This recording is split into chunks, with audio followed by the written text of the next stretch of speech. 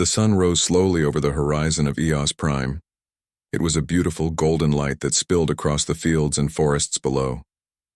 Birds chirped in the trees, and the wind gently rustled the leaves. On this quiet morning, everything seemed normal. In the small town of Haven's Reach, 12-year-old Ellie Morgan sat at her window watching the sky. She loved to look at the stars even during the day. Her father, Jack Morgan, worked as an engineer at the local terraforming station. Her mother, Karen, taught history at the colony school. They were a simple family, living a peaceful life on a distant world. Eos Prime was one of the newer human colonies located far from Earth, near the edge of known space. It was a place of science and farming, not war. People came here to build new lives, away from politics and danger. The air was clean, the land was rich, and the people were kind, but that peace would not last. Up in orbit, the CSS Independence, a civilian survey ship, floated silently above the planet. Its crew had been mapping the surface for weeks. Captain Daniel Harris stood on the bridge, sipping coffee as he watched the planet rotate below. Daniel was a former Navy officer who had retired after years of service. He wasn't young anymore, but his eyes were sharp and his mind was always alert. He looked out at the stars and thought about how lucky they all were to live here. Then, without warning, alarms began to blare. "Captain," shouted Lieutenant Mia Carter, the ship's sensor officer. "Unknown fleet entering system, multiple contacts, thousands of them." Everyone on the bridge froze. "What do you mean, thousands?" Daniel asked, stepping forward. "They're coming fast," Mia said, her voice tense. "They just dropped out of warp, no signal, no identification, just ships." Daniel's heart pounded. He moved to the tactical display. Dozens of red dots filled the screen, moving toward the planet like a swarm of insects. "Can we get a visual?" A moment later, the main screen changed. What they saw made everyone gasp. It was a massive alien armada. Sleek black ships with jagged wings and glowing engines surrounded the planet. They weren't broadcasting any messages or demands. They didn't slow down or stop. Instead, they opened fire. Lasers cut through the sky like knives. The first blast hit a mining station in orbit. It exploded in a flash of white and orange. Then another beam struck a communication relay. Sparks flew into the vacuum of space. "Get us out of here," Daniel ordered. "We can't jump yet," Mia yelled. "They've got some kind of gravity field blocking warp." Daniel cursed under his breath. He turned to the comms officer. "Send a distress signal to the surface. Tell them to evacuate." The officer nodded and began typing furiously. Down on Eos Prime, the message reached the colony control center. People stared at the screens in horror as reports came in from orbit. Jack Morgan was outside working on a power line when the emergency sirens went off. He looked up and saw the sky lighting up with explosions. "No," he whispered. Back inside the house, Karen grabbed Ellie by the hand. "We have to go, now." "But where?" Ellie asked, scared. Karen didn't answer. She pulled her daughter out the door and ran toward the car. Across the colony, people were panicking. Some ran to shelters. Others tried to reach their families. Emergency shuttles launched from the main spaceport carrying as many as they could. But it wasn't enough. Above them, the alien ships kept firing. One blast hit the city of New Haven. Buildings crumbled. Fires spread across the streets. Families screamed as homes were torn apart. Another beam struck the terraforming station where Jack worked. He barely escaped before the explosion threw him to the ground. Smoke and debris rained down around him. He coughed and looked up. The sky was no longer blue. It was dark with smoke and death. The aliens didn't stop. They sent down landing craft filled with strange, armored soldiers. They moved quickly through the cities, destroying everything in their path. Some colonists fought back with whatever weapons they had. Farmers used hunting rifles. Engineers used tools as clubs. But it was useless against advanced armor and plasma cannons. By nightfall, the colony was in ruins. Daniel, still aboard the Independence, watched helplessly as the planet burned. His crew was silent, too shocked to speak. "We need to get out of here," he said finally. Mia, prepare the escape pods. But sir, what about the others? There's nothing we can do, he said grimly. We have to survive. We have to tell Earth what happened. They launched 2 escape pods. Daniel's pod carried only 5 survivors, including himself. The rest of the crew stayed behind, trying to buy time. As the pod drifted into deep space, Daniel looked back one last time. EOS Prime was gone. Smoke covered the planet like a funeral shroud. There was no more light, no more life. Only silence. A new message weeks passed. The escape pod traveled through the cold void of space, powered by solar sails and limited fuel. Food was scarce. Water was rationed. But Daniel and his crew held on. Finally, they reached a nearby relay station. From there, they sent a message to Earth. The message was short. Only 3 words. They destroyed EOS. When the message reached Earth, the entire planet stopped. Governments called emergency meetings. News stations broadcast the tragedy. Families mourned. Cities lit candles in the dark. And then, something else happened. People began to change. Before, humanity had been divided. Different nations, different cultures, different goals, but now they were united by anger, by grief, by the need for justice. At a global summit, President Ellen Briggs stood before the world. This is not just a loss, she said. This is a declaration of war. Behind her, scientists and military leaders nodded. Engineers began designing new weapons. Factories started building ships. Humanity was going to fight back, not just with a few ships, not just with one army, but with everything they had, because someone had hurt their kind. And now, they were going to remember. The message from the survivors reached Earth like a thunderclap. They destroyed EOS. It was just 3 words, but they changed everything. Across the planet, people stopped what they were doing and stared at their screens. Some wept. Others sat in stunned silence. Children clung to their parents. Soldiers clenched their fists. Scientists looked away from their monitors with grim faces. EOS Prime had been a peaceful colony, a place of learning, farming, and hope. And now it was gone, burned from the stars without warning or reason.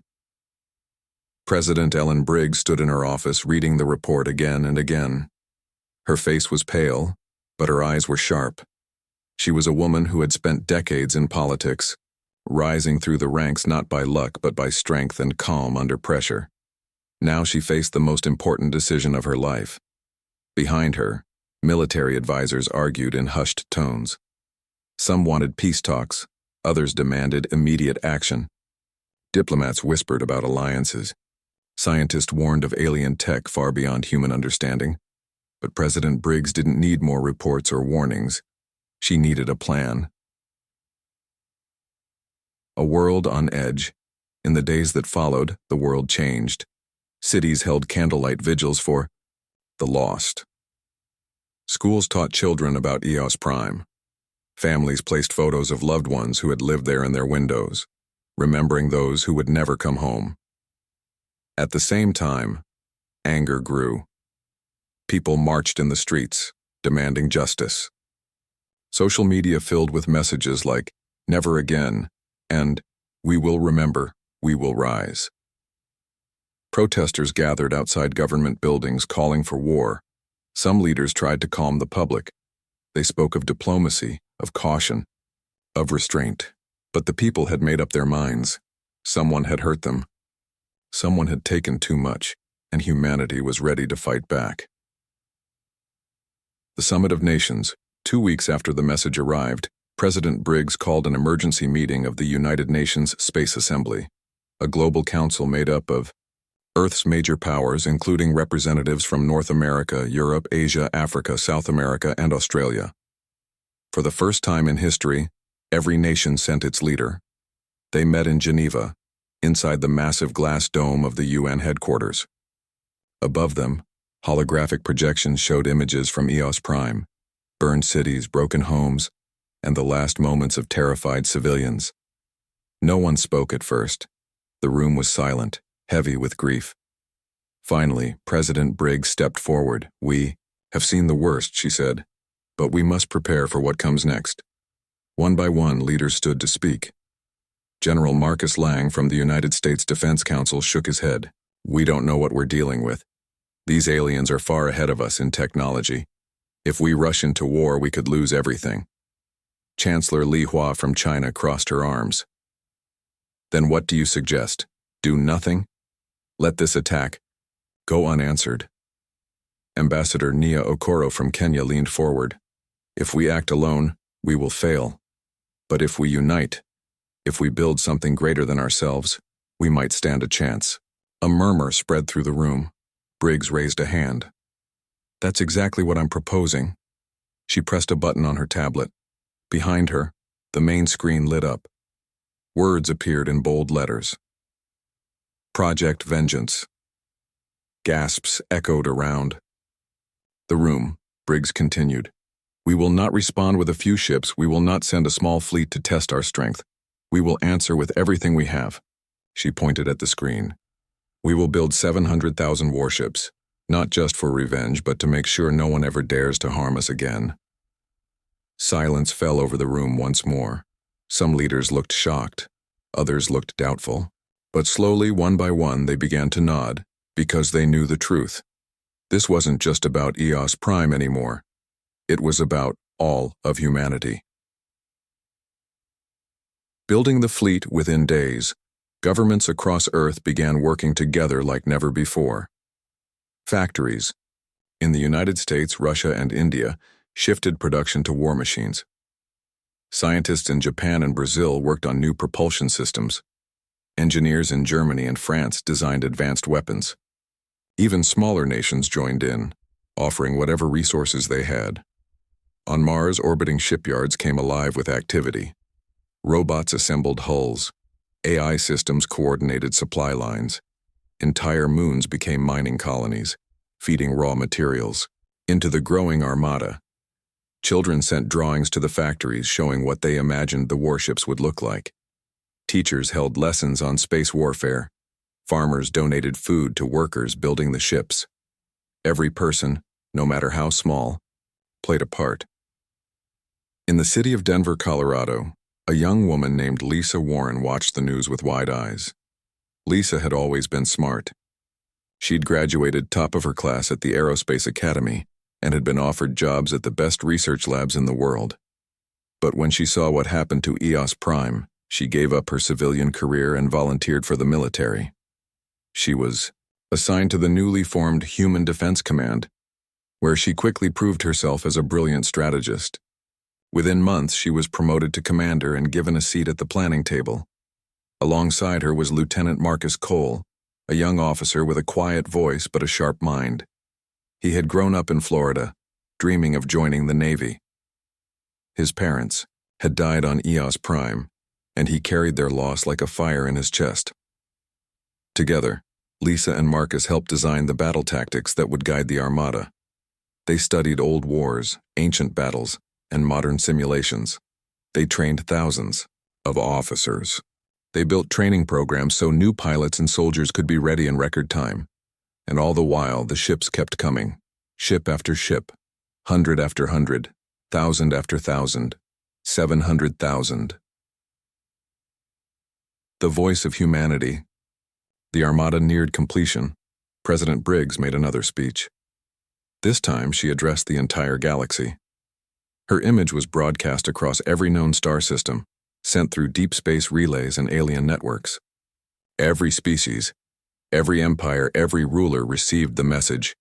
She stood tall, her voice calm but firm. To those who may think humanity is weak, who believe we can be pushed aside, we want you to know the truth. Behind her, the camera panned, to show rows upon rows of gleaming warships floating in orbit above Earth. We mourn our dead. We remember our losses. But we do not fear you. She paused, then added, "If you harm one of us, you harm us all." The message ended with a single line flashing across the screen. Humanity rises. Across the galaxy, reactions varied. Some species feared what they saw, others respected it. A few laughed, dismissing the humans as foolish dreamers. But one thing was clear. Earth was no longer just a planet. It was a power, and it was ready for war. The sky above Earth was no longer blue. It was filled with ships. Hundreds, then thousands, and soon tens of thousands of warships orbiting the planet like a second moon. They gleamed under the sun, their hulls smooth and deadly. Each one carried weapons, armor, and the fury of a species that had been pushed too far. In just a few short years, humanity had built something no one thought possible. 700,000 warships, not for conquest, not for power, for justice. The war machine. Across Earth and its colonies, life had changed completely. Cities were quieter now, as millions of workers lived in orbital factories or on mining moons. Schools taught children about space warfare as much as history and math. Every family had someone who worked on the Armada, whether building engines, programming AI systems, or training to fly the massive fleet. In Denver, Commander Lisa Warren stood at the top of the Human Defense Command headquarters, watching the sky through her office window. She was young, but she carried herself with the confidence of someone who had spent years preparing for this moment. Her dark hair was tied back and her uniform bore the marks of her rapid rise through the ranks. Behind her, Lieutenant Marcus Cole stepped into the room. "Commander," he said, "the last batch of pilots just completed training." Lisa turned around. "How many?" 20,000. She nodded slowly. "That brings us up to full capacity." Marcus looked out the window. "Do you think we're ready?" Lisa didn't answer right away. She thought about EOS Prime, about the families lost, the lives burned away without warning. "We don't have a choice," she said finally. "We either do this now, or wait until they come here next." Marcus swallowed hard. He knew what she meant. No one had heard from the Virex Dominion since the attack. No message, no threat. But that silence was worse than any declaration of war, because it meant they weren't done. A message across the stars one night, President. Ellen Briggs made another speech. This time she spoke not to Earth, but to the galaxy.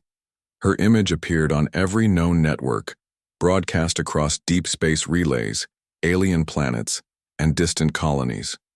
"I am President Ellen Briggs of Earth," she began. "I speak for all of humanity." Behind her, the camera showed the vast Armada once more, stretching endlessly into the void. "To the Virex Dominion I say this: we remember what you did. We will never forget, and we are coming." She paused, letting the words settle. "But, to the rest of the galaxy, I ask only this: stay out of our way." Then the screen went black. Across the stars, reactions poured in.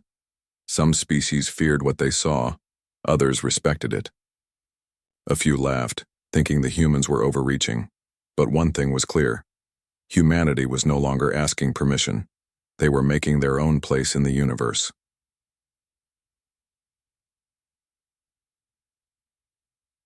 First contact weeks later, the first alien delegation arrived. They came from the Ketheri Union, a peaceful race that had long avoided war. Their ships were silver and curved, shaped like leaves drifting on the wind. Their leader, Ambassador Thaleen, requested a meeting with President Briggs. Inside the UN dome in Geneva, Briggs met with him face to face. Thaleen was tall and slender, with deep green skin and glowing eyes. He bowed slightly before speaking. "President Briggs, I come in peace." Briggs nodded. "I welcome peace, but peace does not mean weakness." Thaleen studied her carefully. "You build a great army." "We do. For revenge. For justice." There was a pause. Thaleen sighed. "I understand your anger. The Virex have harmed many, but war changes those who fight it. Are you sure you know what you are doing?" Briggs looked him straight in the eye. "I'm not going to war because I want to. I'm going because I have to." Because if we don't stop them now, they'll keep going. And next time it won't be EOS Prime. Thalian looked down. Then he nodded. If you must go, then may your journey be swift and your losses few. He left quietly. Later that night, Briggs stood alone in her office, looking at a photo of her late husband. He had died in a shuttle crash decades ago. She touched the frame gently. I hope you'd be proud, she whispered. Then she turned off the light and walked away.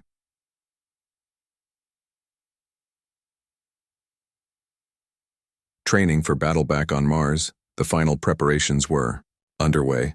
Lieutenant Marcus Cole stood in the middle of a massive training facility, watching hundreds of soldiers run drills. They moved in perfect sync, using advanced exosuits and plasma rifles. Nearby, fighter pilots practiced in virtual simulators, dogfighting against AI-controlled enemies. Some were so good they could predict enemy moves before they happened. Lisa, Warren walked beside Marcus holding a data pad. We've trained over 1 million soldiers, she said. Every ship has a crew. Every pilot knows the mission. Marcus nodded. And the AI systems? All linked. We can coordinate every ship in real time. That's insane, Marcus said, shaking his head. Lisa smiled faintly. Yeah, it kind of is. She looked up at the sky. But it's also beautiful. Marcus followed her gaze. Beyond the glass ceiling, ships floated in neat rows, waiting for orders. You think we'll win? He asked. Lisa looked at him. We're not fighting to win. We're fighting to make sure no one ever tries this again. Marcus took a deep breath. Then let's do it. The final countdown on Earth, the people watched. In cities, towns, and villages, families gathered in silence. Children held candles. Old men and women remembered the days before space travel, when wars were fought on land and sea. Now, the battlefield would be among the stars. At the edge of the solar system, the Armada waited. Each ship was loaded with fuel, weapons, and supplies. Each commander had studied the enemy. Each soldier had trained for this day.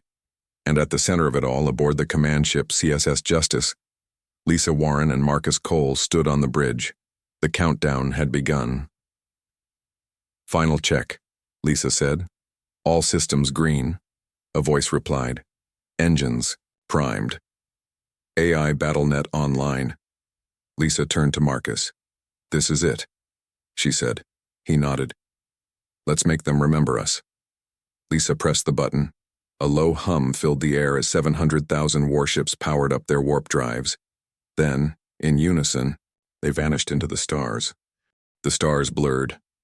One by one, 700,000 warships vanished into warp space.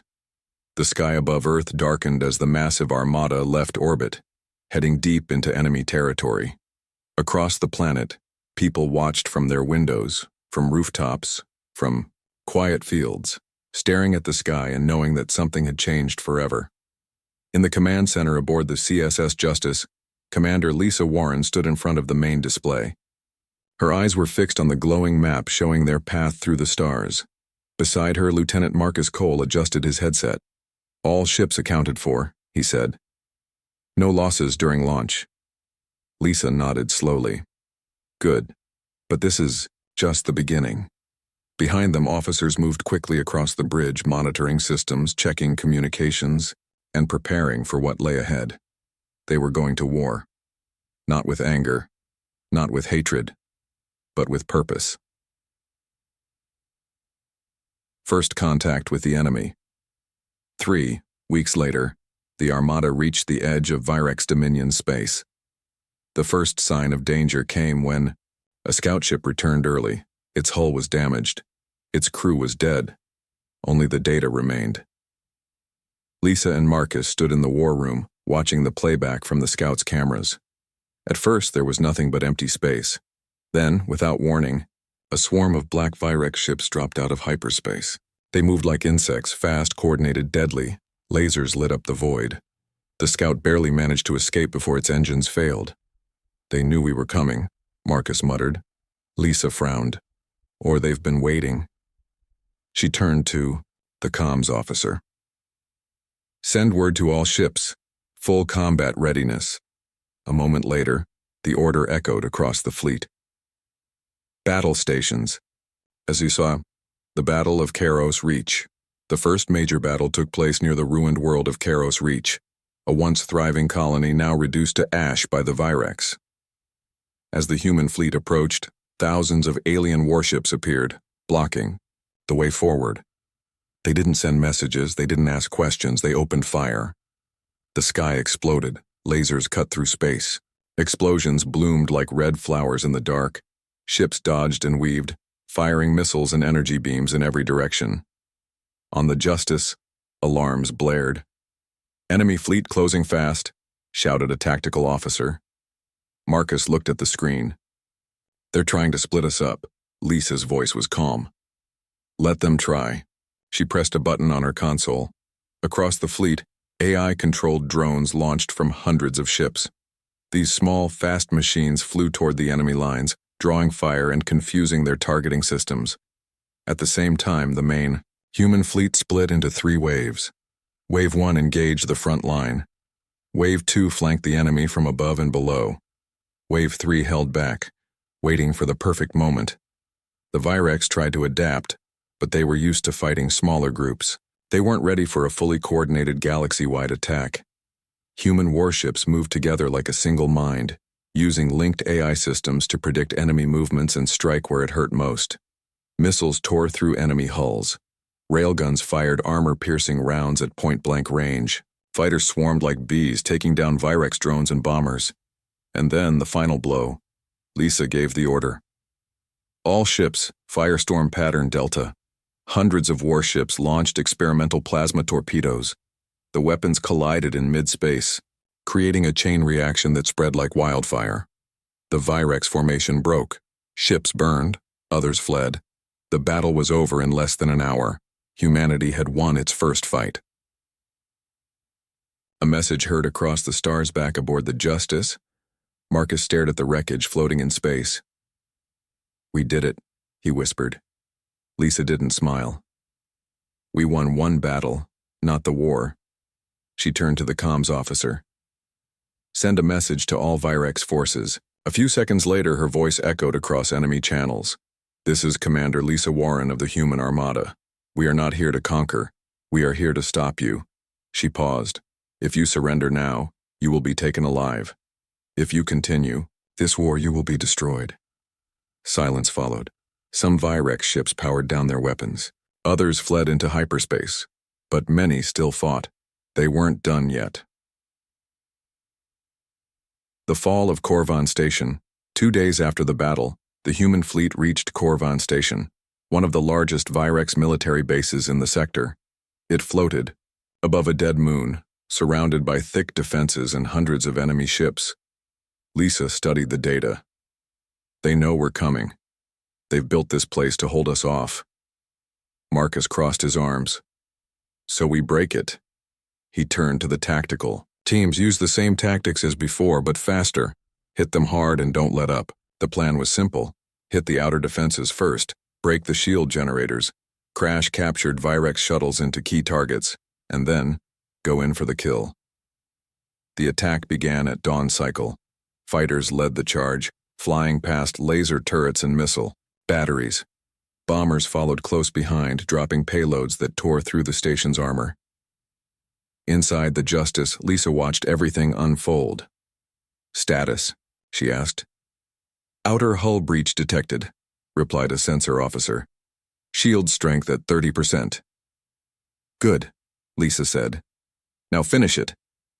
She gave the signal. All across the fleet, warships fired in unison. Korvan Station cracked like an egg. Fire spread through its halls.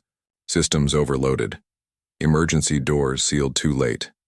Within minutes, the base was gone. Floating debris was all that remained. Fear spreads through the Dominion. News of the battle spread fast. Across the Virex Dominion, panic grew. Their enemies weren't weak anymore. They weren't easy prey. They were strong, organized, unforgiving. On the homeworld of Zarvek, the High Command gathered in secret chambers, arguing over what to do next. Some wanted peace talks. Others demanded more war. But one thing was clear. The humans were no longer just victims. They were hunters, and they were getting closer. The journey continues.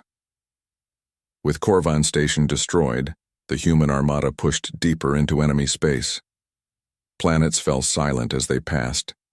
Alien races watched from afar, unsure whether to cheer or fear what was happening. Commander Lisa Warren stood. Alone on the observation deck looking out at the stars, Marcus joined her. "You okay?"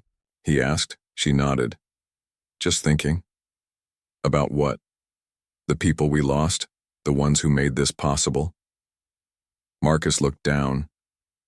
"They'd be proud." Lisa smiled faintly. "Yeah, I think they would." She turned away from the window. "We have a long way to go," she said. "But we're not turning back." Marcus stepped beside her. "No," he said. "We're not." Together, they walked back toward the bridge. The war was far from over, but humanity was moving forward, and they wouldn't stop until justice was served. The sky above the Virex homeworld was dark, not with night, but with warships.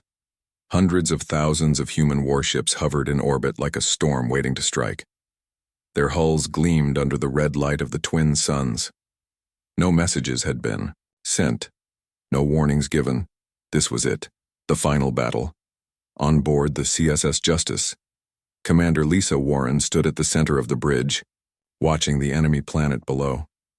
Beside her, Lieutenant Marcus Cole adjusted his headset. "Final scans are in," he said. "They've got heavy defenses, planetary shields, orbital turrets, ground-based weapons." Lisa nodded. "We expected that." She turned to the tactical officer. "How many civilians?" "Billions," came the reply. "Most of them are hiding in underground cities." Marcus frowned.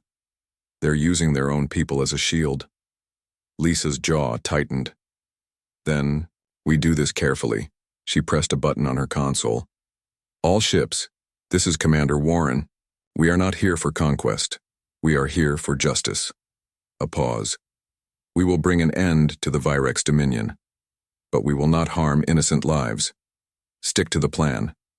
Across the fleet, officers acknowledged the order. The attack began. The Battle of Zarvek lasers lit up the sky. Missiles streaked through space. Explosions bloomed like fire across the upper atmosphere. Human warships moved in perfect coordination, striking only military targets. They avoided civilian zones. They bypassed populated areas. Every shot was calculated. Wave after wave, they pushed forward. Fighters dove into the chaos, taking out enemy drones and bombers. Bombers targeted shield generators and weapon towers. AI-controlled drones flew ahead, drawing enemy fire and mapping safe paths for the main fleet. Below, the Virex fought hard. Their warships launched from hidden bases, trying to break through the human lines. Ground forces fired plasma cannons into the sky, attempting to shoot down as many ships as possible. But the humans didn't stop. They kept coming, and with every passing minute, the Virex lost more ground. "Breaking the shield, Commander," shouted a sensor officer. "We've found a weak point in the planetary shield." Lisa stepped closer to the display. "Where?" "The northern hemisphere," the officer replied. "There's a gap forming near the capital city." Lisa's eyes narrowed. "That's where we hit." She turned to Marcus. "Prepare the landing force." He nodded. "You sure you want to go down there?" Lisa gave him a small smile. "Wouldn't miss it." Minutes later, dozens of dropships broke through the clouds heading toward the surface. Inside one of them, Captain Daniel Harris sat with a group of elite soldiers. He looked older now, tired, but his eyes were still sharp. He had survived EOS Prime. Now he would finish what started there. As the ship descended, explosions lit up the battlefield below. Buildings crumbled. Fires raged. Smoke filled the air. The war had come to the heart of the Virex dominion. The fall of the Emperor. The capital city of Zarvek was built like a fortress. Tall towers stretched into the sky, surrounded by thick walls and deadly defenses. Inside, the Virex Emperor waited. He was the last leader of the Dominion, a being feared and obeyed by billions. Now he watched the battle unfold from his throne room. His advisors begged him to flee. His generals demanded orders. But he did nothing. Instead, he stared at the image of the human fleet on his screen. "They've come for us," he whispered. One of his commanders stepped forward. "We can still fight." The Emperor shook his head. "No, it is over." Just then, alarms blared.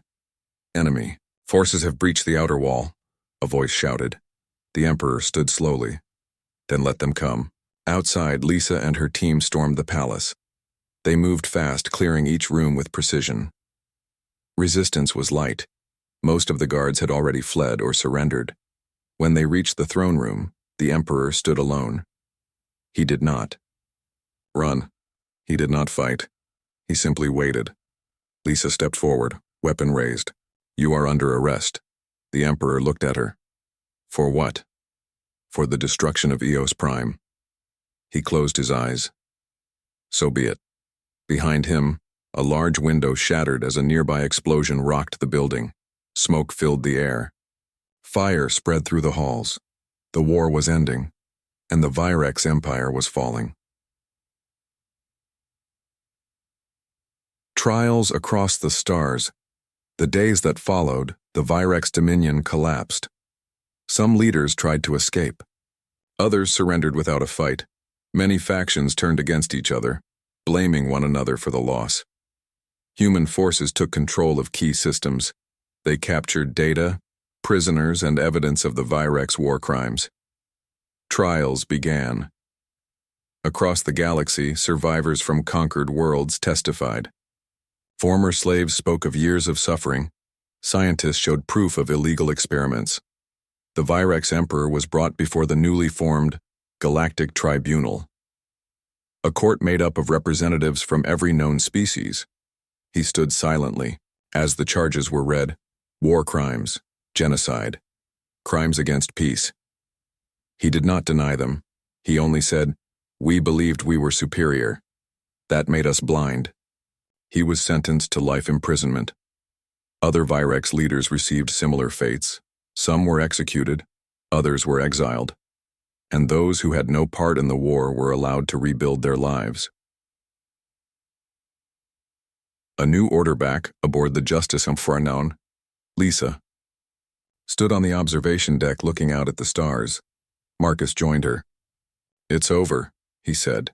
She nodded slowly. "For now." He looked at her. "What now?" She thought for a moment. "We make sure this never happens again." She turned to face him.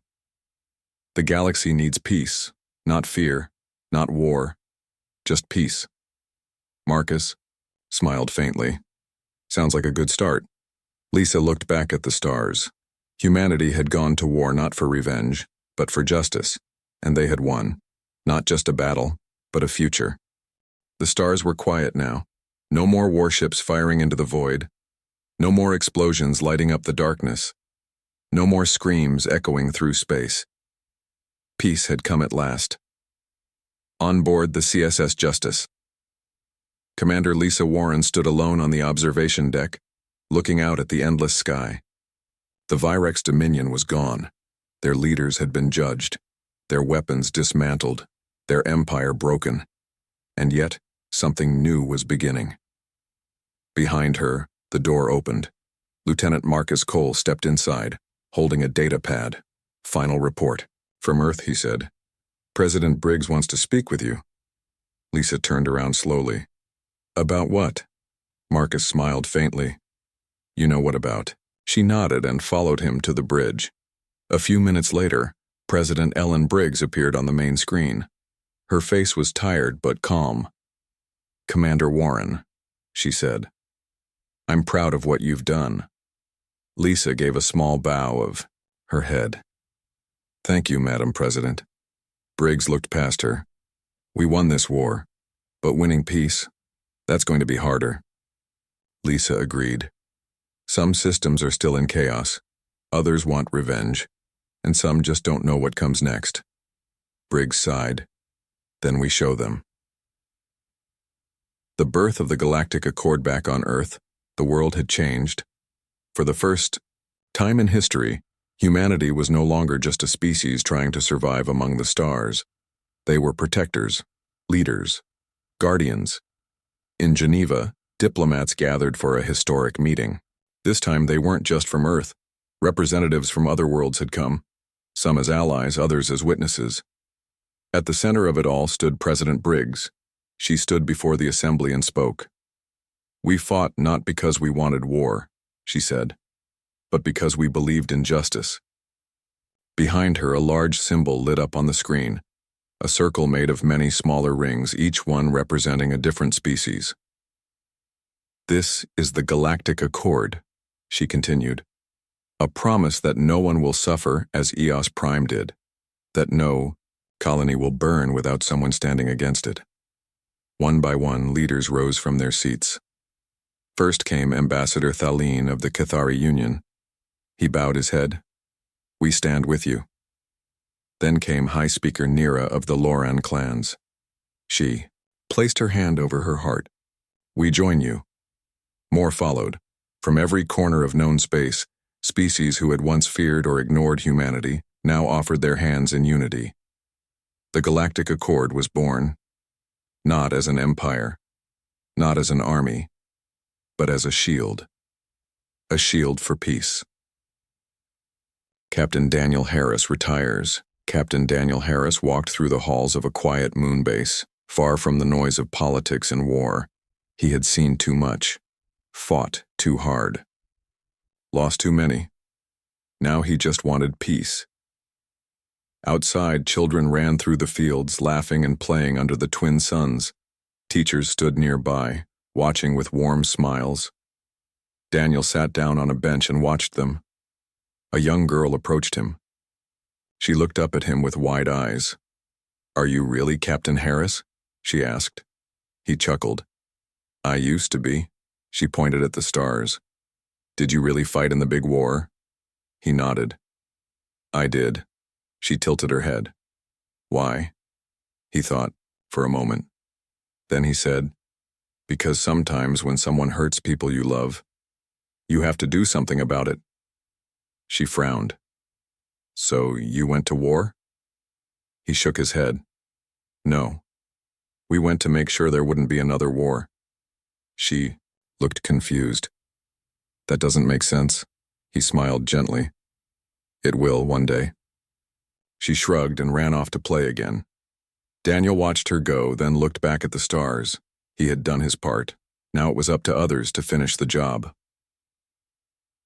Commander Lisa Warren steps forward back aboard the Justice. Lisa stood in front of a group of young officers. They were fresh from training, eager, brave, ready. She looked at them and saw herself years ago. "I wasn't always a commander," she began. "I was just a student once, like you." She paced slowly across the room. "I studied battles, I learned tactics, I dreamed of protecting people." She stopped and faced them. "But I didn't learn how to win wars in books, I learned it here." She tapped her chest. "In my heart." One officer raised his hand. "What happens now, Commander?" She looked out the window behind her where stars stretched endlessly into space. "Now," she said, "we build something better than war." She turned back to them. "You're not just soldiers.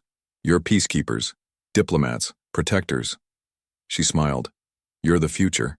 The room filled with quiet nods and determined looks. The next generation was ready. Humanity remembers. Across the galaxy, memorials were built. On Eos Prime, where the attack had begun, a great monument stood in the ruins of Haven's Reach.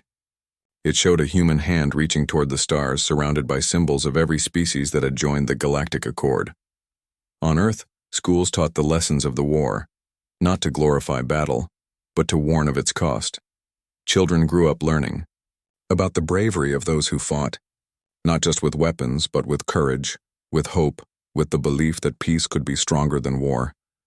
And in quiet places like Daniel's moon or Lisa's ship, or Marcus's office, the survivors remembered. They remembered the dead. They honored the fallen, and they kept moving forward. A final message one night. President Briggs stood before the galaxy once more. Her voice was calm but strong. To every being in the stars, she said, this is not the end of our journey. It is only the beginning. Behind her, the Galactic Accord flag waved gently, in the air. We are not perfect. We have made mistakes. We have lost too much. She paused. But we are here now. Together. She looked directly into the camera. If you harm one of us, you harm us all. Then she smiled.